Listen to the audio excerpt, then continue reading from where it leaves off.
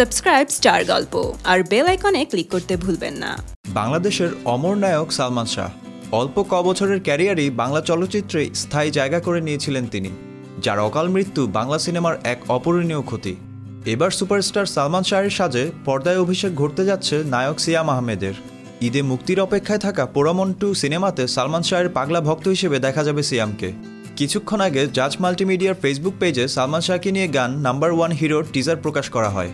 টিজারে দেখা যায় সালমান শাহ ভক্ত সিয়াম তার আইডলের স্টাইল ফলো করে গান গাইছেন। আগামীকাল গানটি প্রকাশ পাচ্ছে জাজের ইউটিউব চ্যানেলে। তার আগে গানের টিজার দেখেই দর্শকরা প্রশংসায় ভাসাচ্ছেন সিয়ামকে। ছোট পর্দার জনপ্রিয় নায়ক সিয়ামের ভক্তরাও ছবিটি নিয়ে দারুণ এক্সাইটেড। গানটি সম্পর্কে বলতে গিয়ে সিয়াম এক সাক্ষাৎকারে বলেন, পুরো ছবিটি সালমান শাহকে কেন্দ্র করে।